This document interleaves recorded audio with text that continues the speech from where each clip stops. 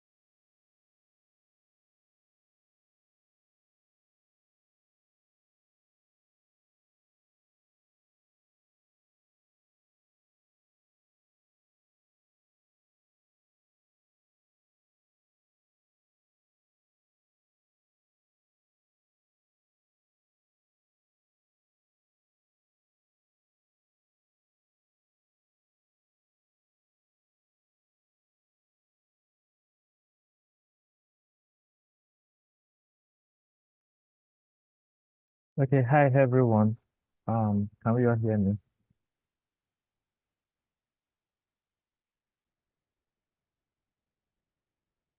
Can you hear me?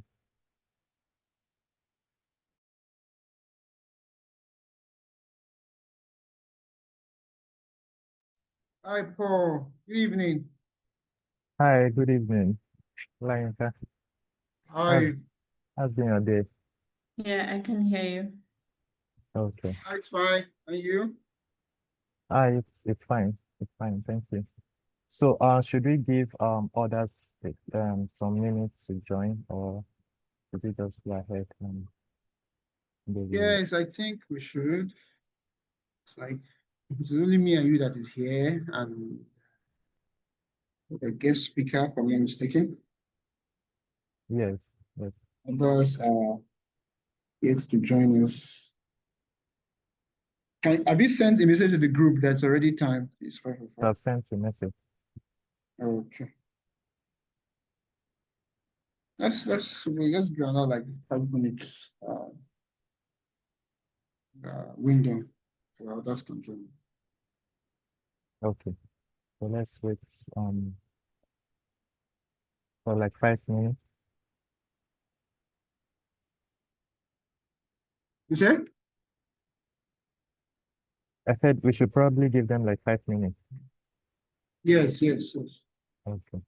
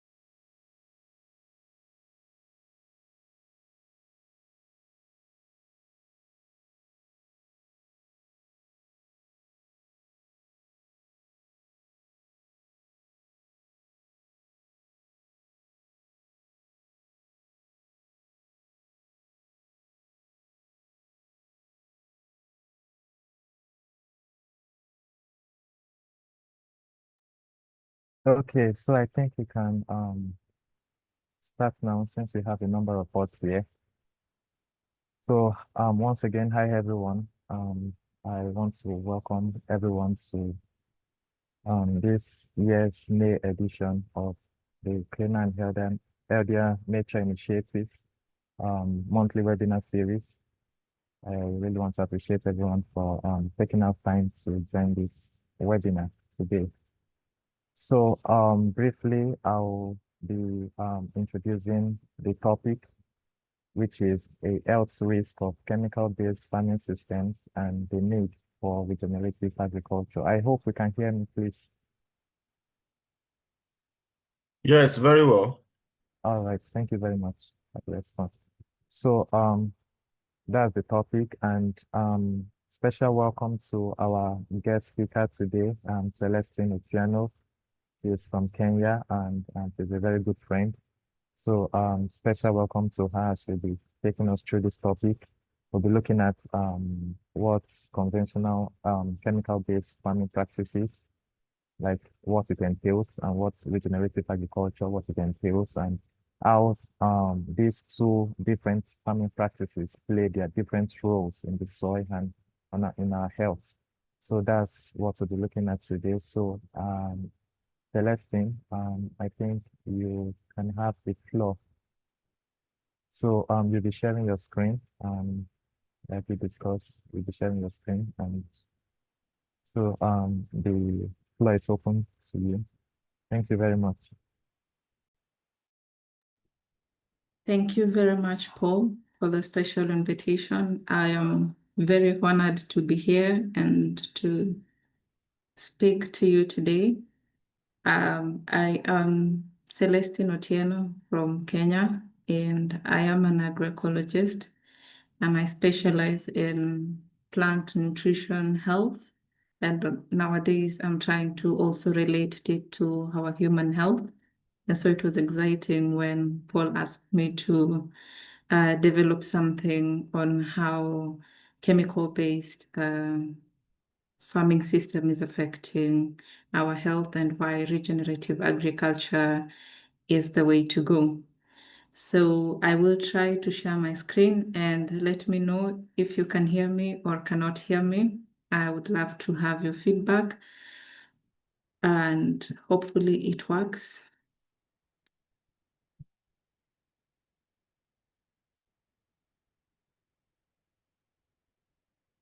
Um,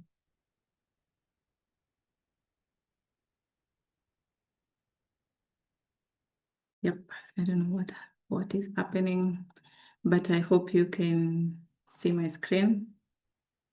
Yes, we can. Yeah, if it is clear, so I will just pick it up from there. I think I need to drag this somewhere, just minimize it. Yeah, so still, if you can hear me, let me know. Yes. So the topic for today is going to be about soil and dew. So we are going to look at some of the soil minerals and what we share in common as humans, and that would be how I will tackle how this is affecting our lives, especially if we are consuming inorganic sources of some of these minerals. And to begin with, we shall start talking about what is regenerative agriculture and what is our connections with the soil and the soil minerals, because this is where a lot of these inorganics are pumped into. What is happening there and how does that affect our health?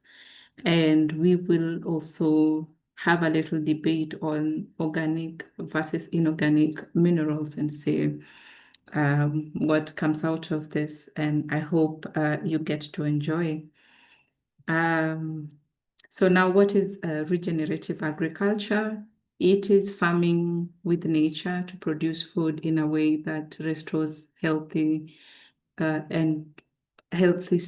and water and biodiversity. And how does this work?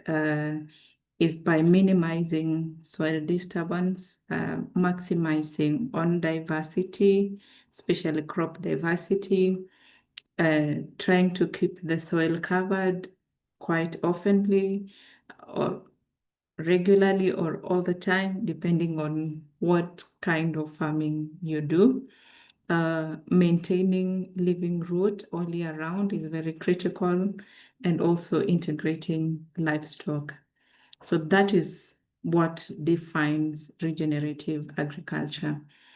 And why it matters is because it is important for us to address the root cause and not the symptoms of some of this, the deficiencies or excesses that we see in our body or in soil, the diseases caused by some of the excess minerals, maybe leading to diabetic or cardiovascular in human body, and in plants leading to compaction and things like that.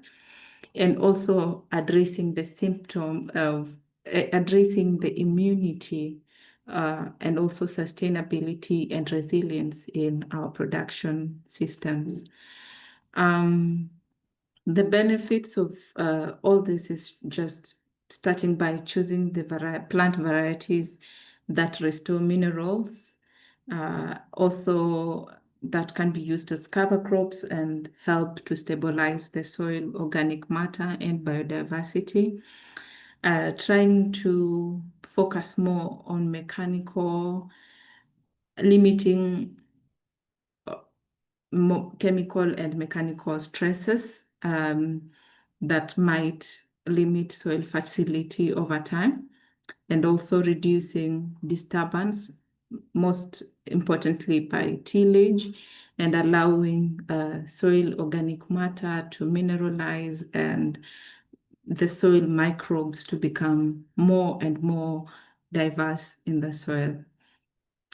What connection do we have with the soil as humans? So how is soil health related to us? I was just looking at it from the simplest point of view, especially like even the source of energy, the air that we breathe, the microbiology in our body. We have the bacteria and the fungi, our digestion systems, our immunity and structure and stability. There's a lot of correlations that we will look at in these presentations.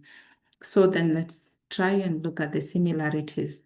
So our main source of energy is from food and sunlight. And what connects us there is the plants. We get food from plants. That is the similarity between human and soil. And then we breathe in oxygen and breathe out carbon dioxide. And you might ask how in the soil it's through the plants, and another one is through the soil organisms that survive on oxygen. Most of them survive on oxygen, especially on the aerobic zone that is critical. And then we share beneficial bacteria and fungi for our food breakdown and immunity. There's a lot of bacteria and fungi community working in our gut system, and that is what is helping us to break down the food and take them in as nutrients.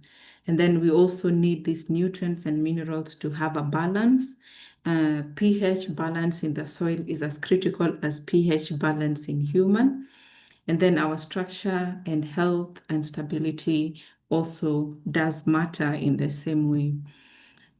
So I just want to talk about the 6 important minerals that I have come across in the soil. One of them is calcium, that helps with the soil compaction. So it's kind of called a mother. And as I go deep in also, you will see why it's called the mother, because without it, there is no air circulation in the soil and hence no life.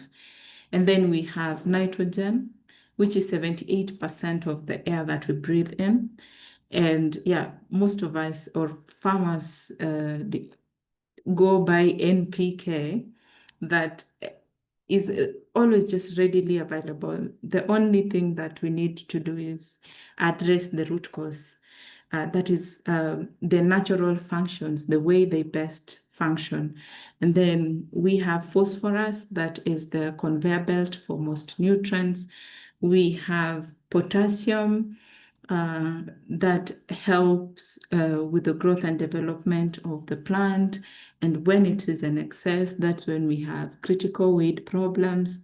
And then we have magnesium, also referred to as the stubborn sibling, because it ties up most minerals. So when it is in excess in the soil, it does ties up nitrogen and other minerals, making them unavailable. And that is where the calcium comes in and helps to regulate that. And we will see why, even in human body, calcium magnesium ratio is just as important as it is in the soil. And then we have sulfur, which is the reason for heartbeat in every aerobic living thing, because it helps with the electric conductivity. And the exoskeleton, anything with the skeleton, has attributes of sulfur that helps with the rhythm of the body movements. And how does this also function in human? Magnesium is critical for skeletal and human health. We have calcium for bone, and also the second messenger, because it's the signaling, it helps with the signaling of our neural systems. And then we have the zinc, which is also important for enzymatic coordination and our immune system. And zinc is also one of the most important trace minerals in plants as well. Then we have phosphorus for bones and teeth and acid balance. Then I will skip sodium, iron, and iodine, and I will talk about potassium for nerve transmission and muscle contraction. So some of these minerals, especially for calcium, magnesium, and phosphorus, I'm going to talk about them in depth, just to see how they work in the soil and how they work in our body. And so to begin with, I want to talk about calcium, how it functions in the soil, and this like in the natural way, because mostly calcium is an heavy metal and it migrates downwards with moisture. So for the farmers out there who are doing soil tests, you will find that if you dig like from first to the third inch, the calcium level would be shown to be low because it goes as deep. And the only reason why calcium would be found at the surface, at the rhizosphere, where the plant root takes up the nutrients, is by the microbiome movement from up and down. So when calcium is low, it causes compaction, and there is no low infiltration rate and probably air circulation. So let's look at how it also functions on human body. So calcium, like we said before, it is important for bone health, muscle contraction, nerve signaling, that is why it's the messenger, and also it helps with blood clotting, especially when there is wounding. So its deficiency is quite critical. The body will feel irritable, and it's fascinating that calcium is also one. The deficiency of calcium is also a contributing factor to mental health problem and also cardiac arrhythmias. Low calcium may disrupt your wake, sleep control, and rest activity. And I think that is why it affects our mental health, because for us to have a good sleep, we have to relax all the 600 muscles in our body. So it is just as important as it is in the soil, like you can see. Then we have magnesium. So magnesium, high when it is in excess, it causes high surface tension, and the soil becomes sticky and slimy when wet, but very hard when dry. And low magnesium makes the soil looser and that leads to a lot of mineral loss, which also affects the soil structure. So like we said, it is the bully sister or the sibling that grips nitrogen by the neck. Like it's very reactive with the nitrogen. So it doesn't matter if you are putting a lot of NPK into the soil without a balance of magnesium, or if the magnesium is too high, especially in clay-dominated soils, then the nitrogen, the inorganic nitrogen wouldn't function as much.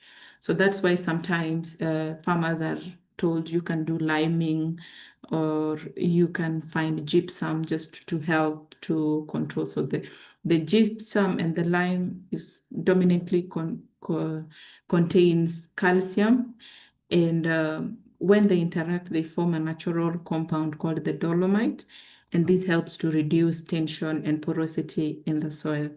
So let's look at how it functions on human body. So magnesium is very critical for energy production and our bone health. And like we can see in this picture here, the source of magnesium is from the food that we eat. It also helps with the nerve and muscle functions, blood pressure levels, and glucose control, especially for people having like high sugar problems, and also helps with our DNA. So when it's too low, and sometimes we actually don't realize this, it's the deficiencies that we have that are causing these kind of problems that we go and get medicine for over the counter. So we are also in the quick fix kind of system where once we feel sick, once you feel like headache or migraine, fatigue, loss of appetite, you're constipating and muscle cramping, we always just rush there. But we need to address some of these minerals, and especially the mineral sources, where we're getting them from, that actually would contribute hugely to our normal immunity and day-to-day body functions. So magnesium does play a critical role in how our body absorbs mineral, and that's why it can ruin your day if it is not regular, or if it is not regulated in your body. So in the soil, it is important to have calcium and magnesium ratio standardized, because when you look at in the soil, and the soil that looks like a hard rock, that is because the calcium magnesium ratio is very low. And when it's too high, it becomes, like we say, so loose. So depending on the soil type, there is always a standardized range from 5 to 8. And that also works.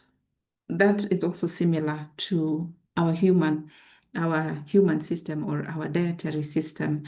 The ratio, it cannot go more than 2.6, and it shouldn't be lower than 1.7. The correct amount ranges between 2 for optimal health, meaning there needs to be a balance in calcium magnesium ratio for both human and soil. So when we look at the sources of these minerals, calcium and magnesium, you see it's from milk products, from dairy products, it's from what we plant, what comes out of the soil, and it's the soil that is enriching these minerals that we get. But sometimes it's too low that we always tend to go for the calcium magnesium supplements, especially people who are having these problems. Then we look at the phosphorus. So the sources, before I talk about the sources of phosphorus, you find that phosphorus actually is a lot in the soil than it appears. What is needed is just air and life. It must have biology, there has to be the microorganisms activity for phosphorus to be broken down and taken up by the soil. So it doesn't matter if it is inorganic, there has to be life. And when there is no life, you keep pumping up NPK in the soil, and then it gets to be reactive with other minerals, especially iron and aluminium. And it becomes, we always have these deficiencies, and then we are told to do folia and other kinds of things, but the root problem is not getting solved. So we find that its deficiency in the plants makes us human tend to go for the prescribed or processed sources of phosphorus. And we will look at how it functions now in the human body. So most of its sources, again, come from dairy and plant. And it is very crucial for our physiology and immunity, for cellular processes and bone mineralization. So its deficiencies would cause an imbalance in our metabolism and also poor skeletal and cardiovascular health, which is generally a very critical part of our system. And when it is in excess, it is the one that might cause type 2 diabetes. It can cause cardiovascular morbidity and kidney diseases. So mostly, you find that inorganic phosphorus that comes from the processed foods that we eat, and these frizzy drinks, the ones that when you're opening, they are readily absorbed into the body. So they can cause like those critical excesses that might give this kind of diseases as compared to the organic sources. And this would lead to so much disorders, and also affect our immunity. And then that is it in comparison, but I would just try to look at nitrogen because I mentioned it earlier. Its cycle in the plant, we said 78% of it is available, and it can either leach into the atmosphere or up, but it's also very critical for plant growth and development. And when you can see its cycle here, what I just wanted to point out is that at every stage of its cycle, there is one, nitrogen fixing, there is nitrifying, then there is denitrifying bacteria that regulates its functionality and balance in the soil. So why sometimes you find that nitrogen is unavailable for plants, it is very much available in the atmosphere, is sometimes when we do excessive irrigation in areas with low organic matters. Organic matter aspect is very important. And then when we try to do a lot of, chemical-based solutions or interventions in our farms, they kind of react and tie up nitrogen. That is why forever, once you start using them, you will always keep going back to keep buying nitrogen that is 78% available. And in most compacted soils, it's hard for the roots to absorb nitrogen, and then we supplement by foliar nitrogen. And when the soil is not breathing, sometimes aerobic livestock dies, and these are the most beneficial ones. The ones that takes in oxygen and lets out carbon dioxide are the ones that are more beneficial to the plants. So when they die, we get the anaerobic ones that are more pathogenic and bacterial dominated, and they affect the immunity of the plant, and that translates to the secondary consumption or the secondary stage of consumption of that plant. So there is that always just transition of lack of immunity. I will talk about potassium a little bit. For our farmers in here, potassium loves water if in excess, and it grows wheat when it is a lot. It comes from the wood ash that is readily available, just burnt plant materials, but we buy NPK anyway. So the succulent weeds love potassium, and this highly attracts pathogens and pests. And then we go again with the pesticides, and the cycle continues. We talked about sulfur, why it is the reason for our heartbeat, because of its nature to conduct electrical conductivity. So it holds electrical charge that every aerobic means breathing in oxygen and out dioxide, has as they move in the soil. So even us as human, we have elements of sulfur in our body. And just like nitrogen, sulfur in the soil can leach up and down. And this is how you know the rate of mineral exchange in the soil. When you do a mineral test and you see, sulfur is available, then you know there is a lot of microbial activities going on in there. Yeah, so it is important now in region agriculture that our soil forever remains covered just to keep this one healthy. So health begins in the soil. And just like in nature, when you go to the forested areas, you see the soil is always covered. So green or dry mulch ensures that soil is stable and there is minimized nutrient loss. And also there's a lot of biodiversity balance going on in the soil. Yeah, so in regenerative agriculture, we try to use everything and minimize waste because life begins where the other one ends. So when the plant dies, I think we take a lot from the plant and then we release it to the secondary consumer, the food chain, how it goes. So that is why it's important now to address like what is happening to the soil, like the root cause. Yeah, so our success in Regen Ag relies on the sources of energy, optimizing and maximizing what we have, understanding how we are interconnected, and that has been the topic of our discussion today.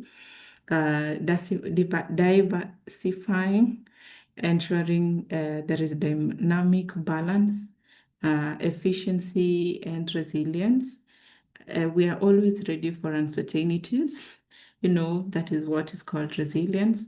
And as a farmer, as a farmer or as climate change advocates, we pay attention to the feedback loops because everything that we do has an effect. And when it has a good effect is for the better.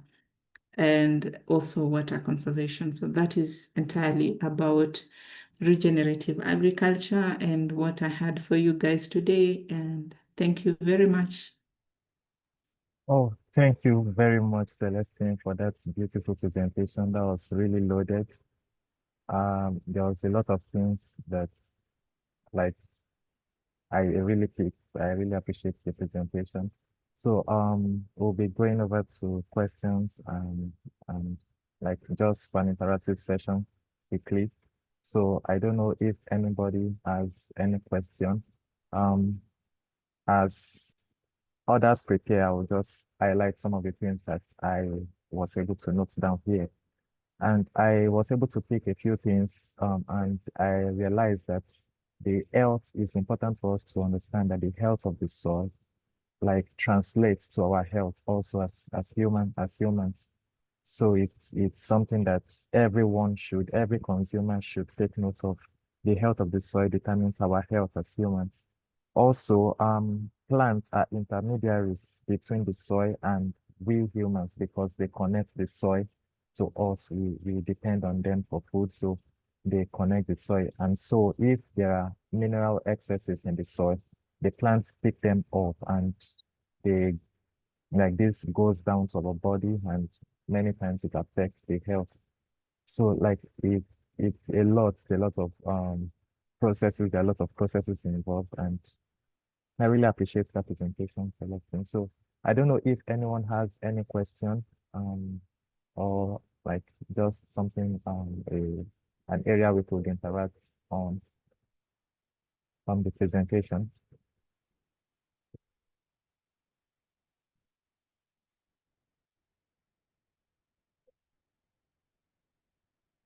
Okay. Does anyone has any question?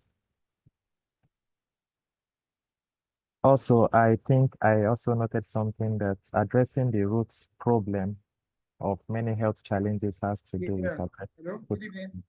Yeah, good evening. Okay, please, you can go ahead with your question. Hello. Yes, we can hear you. Yes, thank you, Celestine, for the presentation. It was really eye-opening. Sincerely appreciate you. I just want to ask that can we say soil, the soil itself, as the soil as an entity without external body, can we say the soil itself is harmful on some of those things we put on it, or it is some of those things that we put on the soil that make them harmful? I don't know if you understand the question. Yeah, Hello? thank you very much, Clan. I Okay. think I do understand your question. If I can just say it back at you, you asked, can we save the soil? And is it the inputs that we add to the soil that makes them unhealthy? Or, yeah, did I hear you correct? Yes. Yeah, yes, yes, we can save the soil. And yes, it is these inputs that creates disturbances in the soil. So there is a way that nature normally works. And when there is a disturbance, then there is a reaction.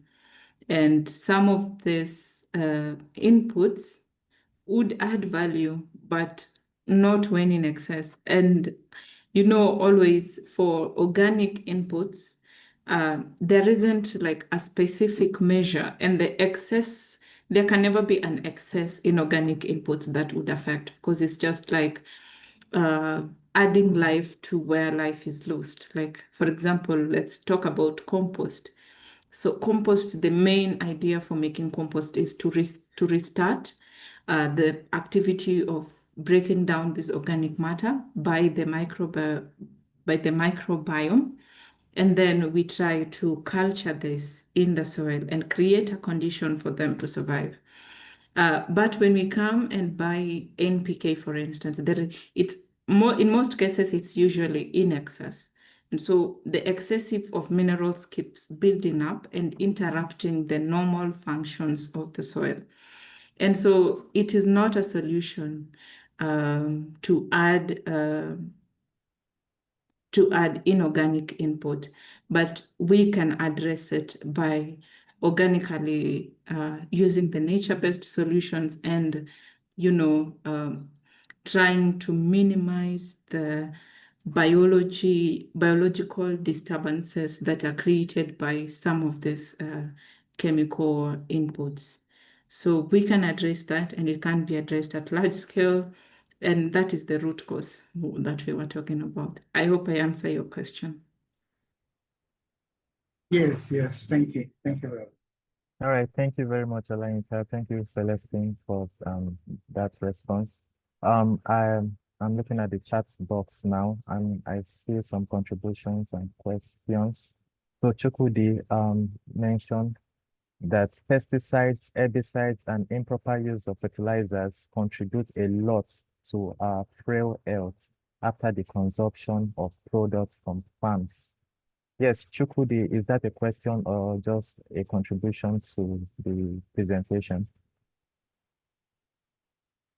Pesticides, herbicides, and improper use of fertilizers contribute a lot to our frail health after the consumption of products from farms. Okay, so I think I will take that as a contribution. Okay, Maureen Akeredolu said, thanks, Celestine. Can you speak to the current efforts in Africa or in your country to harmonize the agricultural and chemical science with the health sector? Also, how is this science being communicated with policymakers to further regenerative agriculture and curb the current system of manufactured chemical-intensive agriculture? So I think that's a question for you, Celestine. I don't know if Maureen would like to expatiate on the question or just to ask. Yes, like, can you unmute and ask your question, Maureen? Hi everyone. Okay, so I don't really know that I want to expand the question actually because I think they're already long enough. Just a little bit of background. I'm currently doing some research around transitioning to a circular economy within the agri-food sector, and it's a lot about regenerative agriculture has come up, and I find that many different stakeholders, complain that one of the main issues is that there's no harmonization, right? So it's almost like we now know this science, right? We know what we probably shouldn't be doing, but then you can't really see clear efforts on how this harmonization should happen. So, should it be that I don't want to answer the question because yeah, that's what I'm asking. Like I really want to know what efforts are being made so that the health sector really knows that, do you know what, we probably have some power and if we push agriculture, then maybe we can contribute to this transition, that sort of thing. So I just want to know what efforts are being made. All right. Thank you very much. Celestine, over to you. Yeah, thank you so much, Maureen, for that question. And I don't know where to start, but just to mention that the agricultural system is broken and it cuts across. And aside from that, we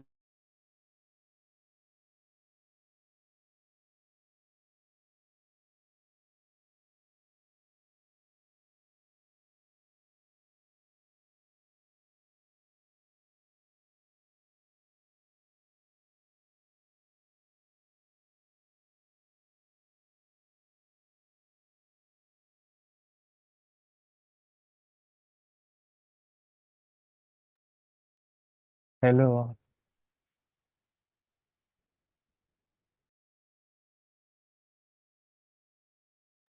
I can't hear you.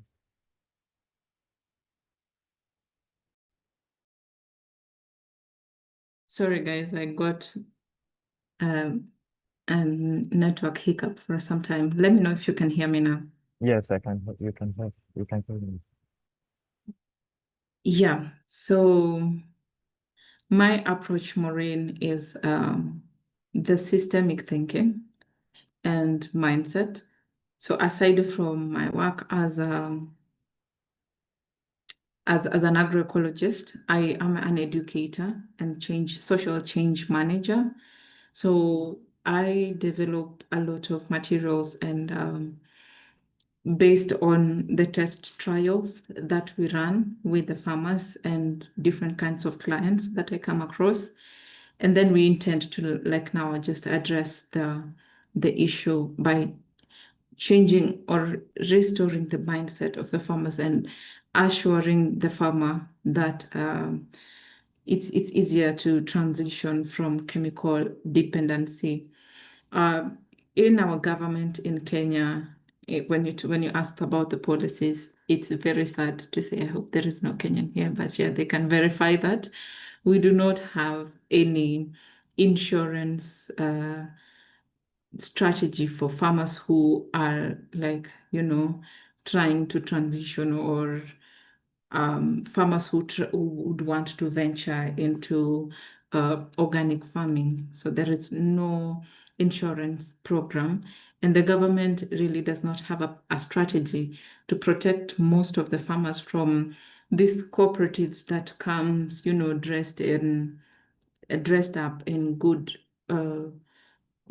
words and, convincing power that a farmer might get 150% output in a year, especially a farmer that has been experiencing loss, and then they sell for them or loan them some of their products, and the farmers ends up in debt. So there is no such policies that actually does protect these farmers. But on the good news is that agroecology is on the rise, I think in many countries, and there are different stakeholders now coming together to ensure that there is seed sovereignty. We have support for farmers who are trying to transition to sustainable farming practices, and there is like market available for organic producers. And then it gives it's like a sign of hope now that it's able to there is like a solution, and it can be there are like people now not working in silos but trying to connect and come together to push that mindset of nature-based kind of farming and addressing the effects of what's already has been affected. On the health sector, I haven't had much, but I think it's to train the farmers and the consumers on the mindset, the regenerative mindset of production, understanding of what happens, understanding of where the causes of some of these things that we're experiencing comes from. So I think once a farmer is educated, and once the producer and the consumer are educated, and then I think it naturally addresses the health side of it. I don't know if I answered you.